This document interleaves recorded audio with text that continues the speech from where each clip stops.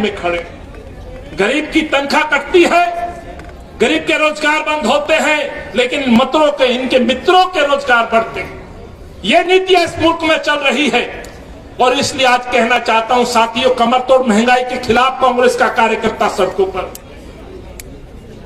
जो आज पार्टी इस देश इस मुल्क में राज कर रही है। मेरे पूर्वज, आपके पूर्वज, कांग्रेस के नेता बार बार कहते थे ये गरीबों की पार्टी नहीं है, ये सरमादारों की पार्टी है। और आज इसीलिए गरीब कांग्रेस की तरफ देखता है। लेकिन अफसोस ये होता है साथियों, सत्ता में बैठी ये पार्टी अपनी हार जीत के परिणामों को आगे रख करके अपने मीडिया के मित्रों के साथ कांग्रेस की आवाज को दबाना चाहते हैं, कांग्रेस को कमजोर दिखाने की कोशिश करते हैं। मैं इस मंच से कहना चाहता हूं, हार जीत पैमाना नहीं हो सकता गरीबों के समर्थन का। हार जीत के कई मायने होते हैं, लेकिन यह भी सच है कि हार जीत कई कारणों से होती है। इस मुल्क के अंदर माफ करना, यदि कीमतों में बढ़ोतरी और घटोतरी होती है तो आज इस देश के मुल्क के चुनाव तय करते हैं। यही कारण है कि 5 राज्यों में जब चुनाव आते हैं तो कीमतें घटती हैं, तब भूल जाते हैं रसिया और यूक्रेन के युद्ध। शर्म आनी चाहिए मोदी के मंत्रियों को जो ये कहते हैं कि यूक्रेन और रसिया के युद्ध की वजह से क्रूड ऑयल की कीमतें बढ़ रही हैं। मैं अपने साथियों से, पत्रकार भाइयों से कहना चाहता हूं, कार्यकर्ताओं से कहना चाहता हूं और जानकारी देना चाहता हूं, 2014 से पहले मोदी धरने पे बैठा करते थे। उनके मित्र, उनके नेता, उनकी नेत्रियां धरने पे बैठा करती थी, बड़ी गले के अंदर प्याज और नींबू की माला डाला करती थी। आज एक नींबू की माला डाल के तो दिखाइए। 400 रुपए किलो नींबू हो गया इस दिल्ली के अंदर। जिस नींबू की कीमत 50 पैसे हुआ करती थी साथियों, वो नींबू आज 20 रुपए में एक और 25 रुपए में एक नींबू बिक रहा है। गरीब के निवाले से आपने आन खींच ली। आप बात करते हो गरीब कल्याण की, इसीलिए पूछना चाहता हूं, 2014 से पहले धरने पे बैठने वाली इनकी नेता, इनकी नेत्री, चाहे वो स्मृति ईरानी हो या इस क्षेत्र की सांसद, नई दिल्ली पार्लियामेंट से सांसद या वित्त मंत्री, जो आज देश के अंदर बैठी है, आज गरीब की बात क्यों नहीं करती? क्यों चौक चौराहे पे प्रश्न नहीं पूछती? और माफी चाहता हूं, संत की भूमिका में चेहरे में जो एक मक्कार व्यक्ति जो धंधा कर रहा है, आज वो महंगाई पे एक शब्द नहीं बोलता। नाम जानते हो? जानते हो तो एक सुनने बोलिए, क्या नाम है उस साधु का? नाम राम का और काम राम नाम का और काम मोदी का। राम नाम का और काम मोदी का ये देश में चलता है। कुछ पाखंडी लोग 2014 से पहले महंगाई पे तर्क देते थे। क्या तर्क देते थे? उस समय की तत्कालीन सरकार के हमारे प्रधानमंत्री आदरणीय डॉक्टर मनमोहन सिंह, जिस व्यक्ति ने इस देश की अर्थव्यवस्था को न केवल संभाल के रखा, इस मुल्क को संभाल के रखा। और ये दौर वो था साथियों जब बैंक पूरे विश्व के अंदर करप्ट हो रहे थे, इस देश के बैंक सीना तान के खड़े थे। उस समय सरकार से कोई बयान आता था अंतर्राष्ट्रीय बाजार के मूल्यों पर, तो यही ढोंगी साधु कहा करते थे, अरे भैया हमें तो दिल्ली और देश के बारे में जानना है। आज पूछो तो कहते हैं नहीं जी, मोदी जी को सरकार चलानी, पैसे चाहिए, सरकार कैसे चलेगी? अरे साधु के रूप में मोदी के एजेंट के तौर पर काम करने वाले बाबा रामदेव, आपसे कहना चाहता हूं, आप 7 साल में इतना बड़ा एम्पायर खड़ा करके बैठ गए। साधु को सुख और आनंद की आवश्यकता नहीं होती, उसे त्याग की भावना के साथ अपने शरीर को सौंपना पड़ता है तपस्या में। इसलिए 2014 के समय जो सवाल पूछने वाले लोग थे, आज अपने बिलों के अंदर छुप के बैठ गए। हिम्मत नहीं है सरकार से प्रश्न पूछने, नहीं तो उसी दिन ईडी और सीबीआई उनके गले तक पहुंच जाएगी।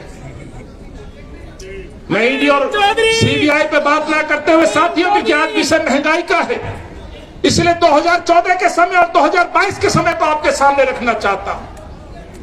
उनके कुछ मंत्री बात करते हैं यूक्रेन रसिया का युद्ध का, तो इस मंच से कहना चाहता हूं 2013-14 में जो क्रूड ऑयल कच्चे तेल की जो कीमतें साथियों उस समय हुआ करती थी, डॉक्टर मनमोहन सिंह के समय में जो कीमतें हुआ करती थी, उस समय प्रति बैरल 108 US डॉलर हुआ करता था, 108। और उस समय पेट्रोल डीजल की कीमतें होती थी 65 और 70 रुपए। आज कीमतें क्या है साथियों? 100 के पार। देश में 2020 चल रहा है, लेकिन मोदी जी का 80-80 चल रहा है। रोजाना 80 पैसे बढ़ते हैं। लगातार 10 से 12 दिन के अंदर पेट्रोल 12 रुपए से ज्यादा बढ़ चुका है। डीजल 100 के पार हो चुका है। मेरी बहनें बैठी हैं 41 डिग्री टेम्परेचर में, तो इसलिए बैठी है कि वो जनता का दर्द लेके आई है। आज गैस सिलेंडर 950 के पार हो चुका है। LPG, CNG, कोई ऐसा ईंधन नहीं है जिस पर रोजाना मूल्य नहीं बढ़ते। एक दिन CNG को आराम देते हैं तो PNG को बढ़ा देते हैं, PNG कम होती है तो CNG को बढ़ा देते हैं।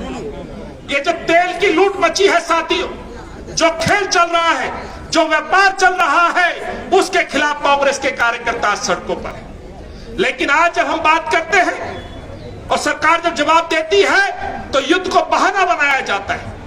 लेकिन आपको मैं कहना चाहता हूं, गर्व से कहिएगा इस बात को, डॉक्टर मनमोहन सिंह जी और सोनिया जी, राहुल जी के नेतृत्व में यूपीए की सरकार बनी। 10 साल में हमने इस देश को लड़खड़ाते नहीं दिया, लेकिन पिछले 7 सालों में इस देश की जो दुर्गति कराई है साथी,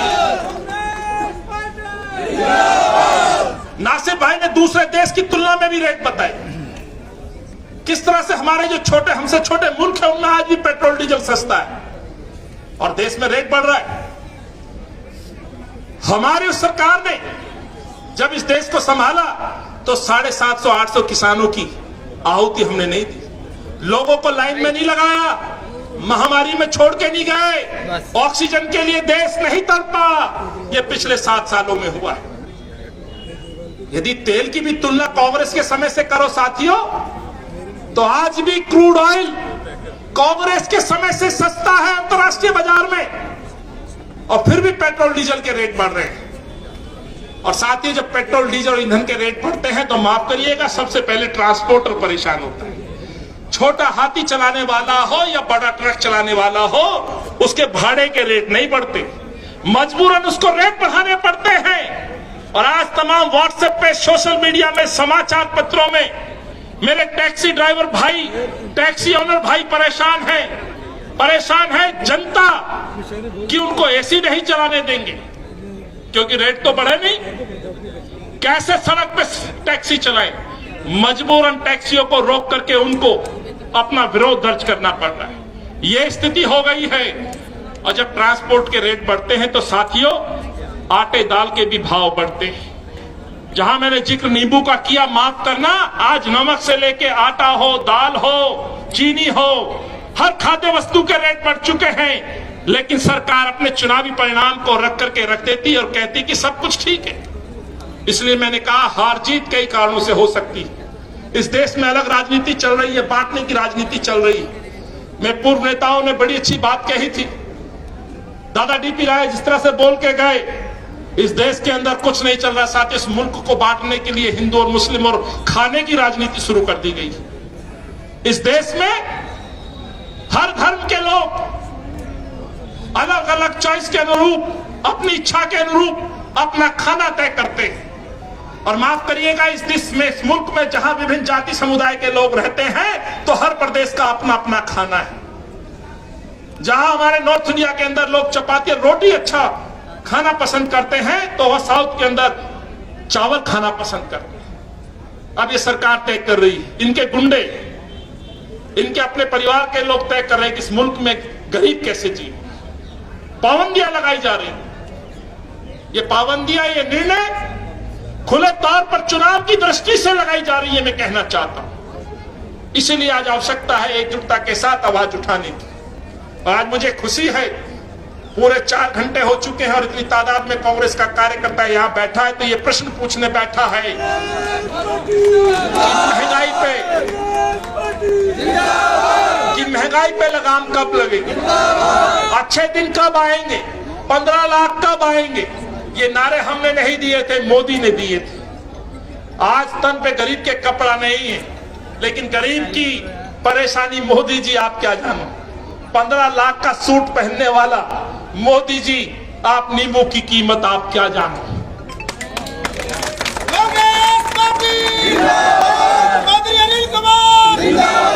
नासिर भाई बैठे हैं, मेरी बहनें बैठी है, मैंने सुना है मोदी जी बड़ा अच्छा मशरूम खाते हैं।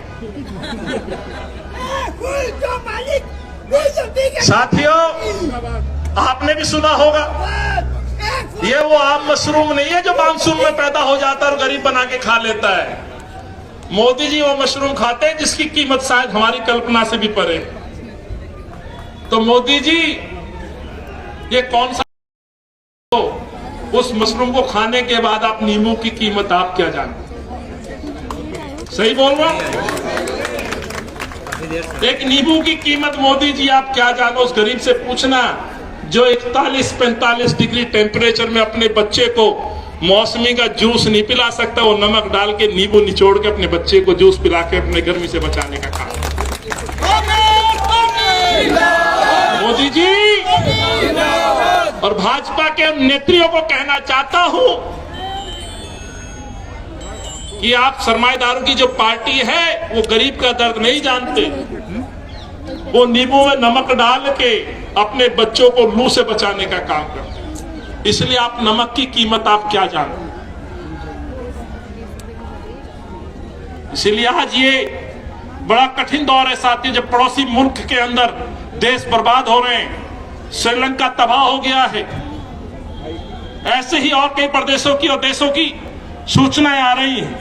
वहां पर एक तानाशाही शासक गरीबों का खून चूसने का काम कर रहे हैं। एक बड़ा शासक और एक दिल्ली का छोटा शासक, उसमें भी कहना चाहता हूं, आजकल हिमाचल की वादियों में आनंद ले रहा है। महंगाई के और गरीबों के अधिकारों के लिए कौन लड़ रहा है? कौन लड़ रहा है? कौन लड़ रहा है? राहुल गांधी। कौन लड़ रहा है? कौन लड़ रहा है? और घूम कौन रहा है? घूम कौन रहा है? शराब माफिया। शराब माफिया घूम कौन रहा है? इसीलिए अंत में कहना चाहता हूं, बहुत तादाद में मेरे साथी यहां बैठे, मातृशक्ति बैठी है। आज दिल्ली के अंदर शराब सस्ती और सब्जी महंगी, और सब्जी महंगी। शराब पे एक बोतल के साथ एक, और तोरई के साथ। मैं अपने पत्रकार भाई से कहूंगा, बया ले लो, मेरी बहन कह रही है पहले धनिया लुबाब में मिलता था, आज धनिया कल्पना करिए, मैंने तो देखा है। आज के हो सकते हैं निश्चय के बच्चे न जानते हैं, पहले धनिया लुभाव में और धनिया के साथ हरी मिर्च भी। तो हरी मिर्च की तो कल्पना छोड़ दीजिए, आज धनिया भी जो 10 रुपए की गुच्छी मिलती है अलग से। सही बोल रहा हूँ? मेरी बहनें हाथ खड़ा करे, सही बोल, ये दर्द जानती हैं। ये देखो खड़ा होकर, अब धनिया फ्री मिलता है, कुछ मर्द भी कह रहे हैं, लेकिन ये सच है। आज ना धनिया फ्री ना मिर्च फ्री, इस दिल्ली में कुछ फ्री तो दारू फ्री। शर्म आनी चाहिए अरविंद केजरीवाल। आज माँ परेशान होती है कि मैं अपनी रसोई में बच्चे के लिए क्या बनाऊं। इसलिए मैंने कहा कि एक नींबू से अपने बच्चे को गर्मी से बचाने का काम करती है माँ, तो अपने बच्चों का पेट पालने के लिए दाल और राइस चावल जिसको कहते बना के पेट भरने का काम करती है माँ। लेकिन माँ को चिंता रहती है, बहन को चिंता रहती है, मंथ के स्टार्टिंग में सैलरी मिलेगी और उस सैलरी का कहीं प्रयोग मेरा घर वाला कोई शौकीन भाई उसको दारू पे खर्च ना कर। मैं आज दावे के साथ कहना चाहता हूं अपनी बहनों से, अपने आस पड़ोस में देखिएगा, कई जो शौकीन भाई हैं उन्होंने अपनी तनख्वाह एक के एक फ्री के चक्कर में पेटियों दर्जन पेटियां स्टोर कर ली, दर्जन पेटियां स्टोर कर ली है। और डेली जो व्यक्ति पहले 1-2 बैग लेता था पूरा पौवा लेने लग गया, जो पौवा लेता था वो अद्धा लेने लग गया है, वो नशे से बाहर नहीं आ रहा है। ये मैं सच बता रहा हूं आपको, ये हंसी की बात नहीं है। और आपने दिल्ली को नशे की राजधानी बना ली। नासिर भाई हाथ जोड़ के विनती है, अगली बार जब शासन लगे तो ये दिल्ली की आवाज जरूर उठाइएगा। मैं आपसे कहना चाहता हूं, सबसे ज्यादा परेशान कोई है तो मेरी बहनें परेशान है। जब घर का मुखिया, भाई, बेटा, पति जब दारू की तरफ आकर्षित होता है तो उसको डर नजर आता है कि मेरे घर का रसोई का बजट कैसे चले। इसलिए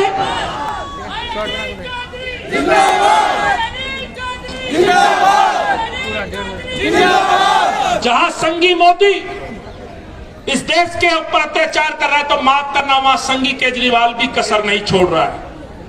इस मुल्क के अंदर 60 लाख करोड़ से ज्यादा पैसा एक्साइज से वसूला है नरेंद्र मोदी ने। 20,000 करोड़ रुपए से ज्यादा टैक्स के रूप में अरविंद केजरीवाल ने वसूला है दिल्ली में। अरे अरविंद केजरीवाल, तुझे कुछ सस्ता ही करना था तो दाल और चावल सस्ते कर देते, कम से कम गरीबों का पेट भर जाता। 15 lakh ration card, 15 lakh ration card Nasir भाई आज भी पेंडिंग है। ये सवाल जरूर पूछिएगा। 552 करोड़ रुपए का भारी भरकम बजट मीडिया के भाइयों के लिए उपलब्ध करा दिया जाता है। और मीडिया के मेरे भाई श्रीलंका की महंगाई को तो महंगाई बताते हैं, लेकिन हिंदुस्तान की महंगाई को महंगाई नहीं बताते। ये दुख की बात है, ये दुख की बात है। लोकतंत्र के इस चौथे मजबूत स्तंभ को यह सच दिखाना होगा। ये सवाल पूछना होगा कि 552 करोड़ रुपए ये एडवर्टाइजमेंट पे खर्च किए जा सकते हैं, तो 15 लाख राशन कार्ड उन गरीब परिवारों पर राशन क्यों नहीं दिया जा सकता? अनिल चौधरी जिंदाबाद। 20,000 आंगनवाड़ी कार्यकर्ता धरने में बैठी रही, सुनने अपने घर से बाहर नहीं निकला केजरीवाल, और कहता है मातृशक्ति का सम्मान करते हैं, राजनीति बदलने आए हैं। इसलिए मैंने कहा पंजाब में चुनाव जरूर हारे होंगे, लेकिन दिल्ली का सच अलग है साथियों। चुनाव के हार जीत के कारण कई हो सकते हैं, लेकिन दिल्ली का सच अलग है साथियों। आज भी आंगनवाड़ी वर्कर, 20,000 कॉन्ट्रेक्चुअल शिक्षक आज भी इस उम्मीद में है कि हमें पक्का किया जाए। और जो मेरे नेता, कांग्रेस के नेता राहुल जी बात कहते थे कि एक व्यक्ति ढोंग करता है, आज वही ढोंग पंजाब में साबित हो गया। पंजाब में एक शिक्षक को परमानेंट नहीं किया गया, उनका कॉन्ट्रैक्ट आगे बढ़ा दिया गया है, यानी कि कॉन्ट्रैक्ट प्रथा को आगे लागू कर दिया गया। ये दोहरा चरित्र अरविंद केजरीवाल का। सत्येंद्र जैन पकड़ा जाता है, सत्येंद्र जैन पकड़ा जाता है, भाषण देता है, भ्रष्टाचार को हम माफ नहीं करेंगे, गद्दार कहा जाए देश में। अब मैं पूछना चाहता हूं अपने कांग्रेस की इस पंचायत में, क्या सत्येंद्र जैन को अब देशभक्त कहा जाए या गद्दार? गद्दार! ये किसने कहा था? केजरीवाल! केजरीवाल ने कहा था। उनकी पार्षद रंगे हाथ रिश्वत लेके पकड़ी जाती है, आज भी बाहर नहीं निकाला गया। पंजाब में महात्मा गांधी की तस्वीर हटाने वाला व्यक्ति गुजरात में जाके महात्मा गांधी को दंडवत करता है और बात करता है इस देश में सेकुलरिज्म की, बात करता है आम आदमी की। अरे शर्म आनी चाहिए साथियों। मैं आज आपसे ईमानदारी से कहना चाहता हूं अपने नेताओं के सामने, आप सबको गर्व महसूस करना चाहिए अपने पूर्वजों की इस पार्टी पर, जो आज भी अपनी नीति से समझौता नहीं करती। आज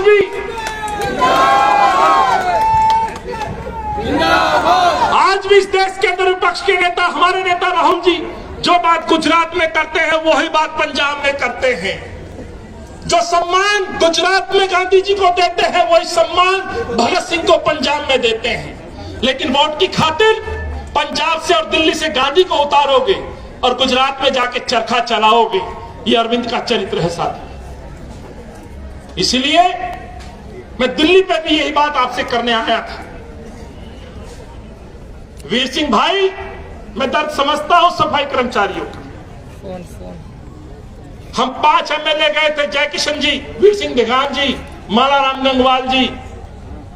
हमारे ये वो लोग थे जो गरीबों को एमसीडी में कर्मचारियों की लड़ाई लड़ते थे। विधायक जरूर बने, ढोल पीटा जाता है, ढोल पीटा जाता है कि एक मैकेनिक को एमएलए बना दिया। ये वीर सिंह दिगान जी हैं जो सफाई कर्मचारी सभा में दिल्ली के लिए लड़ते नजर आते थे। ये अमरीश गौतम है जो दलितों के अधिकार के लिए कौंडली बस्ती के, हरिजन बस्ती के अंदर गली गली घूमते थे।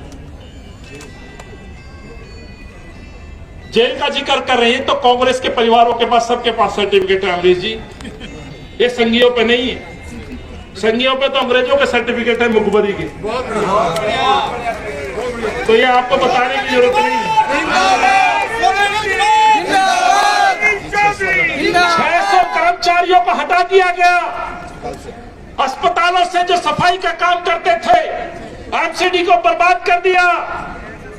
कॉन्ट्रैक्ट प्रथा के खिलाफ लड़ने वाला व्यक्ति जो ढोंग करता था, आज भी कॉन्ट्रैक्ट प्रथा को लागू करता है। डीटीसी हो, आंगनवाड़ी हो, टीचर हो, डीबीसी चेकर हो, सबके सब इस उम्मीद में है कि हमें कब पक्का किया जाएगा, और ढोंग करता है कि हमने जल बोर्ड के लोगों को पक्का कर दिया। शर्म आनी चाहिए बेईमान आदमी। ये वो लोग थे जो कंपनसेशन ग्राउंड में 5% के जो हकदार होते हैं, जिनके माता पिता ड्यूटी के ऊपर जिनका देहांत हो गया, उनको आप उदाहरण बना करके जनता को गुमराह करते। तो इसलिए कहना चाहता हूं साथियों, मुझे मालूम है आपकी उम्मीद भरी निगाहें मुझे अभी घंटों सुन सकती है, और मैं घंटों बोल सकता हूं। अरविंद केजरीवाल के एक एक मंत्री का मैं चिट्ठा खोल सकता हूं, मैं एक एक पार्षद की पोल खोल सकता हूं, मैं एक एक सांसद का हिसाब दे सकता हूं, मैं भाजपा के ढोंगी रंग को उजागर कर सकता हूं, मैं भाजपा के सांसदों की पोल खोल सकता हूं। गांव की मिट्टी से आता हूं, गांव को गोद लेने का ढोंग करते थे। गांव को अच्छा शहर बनाएंगे,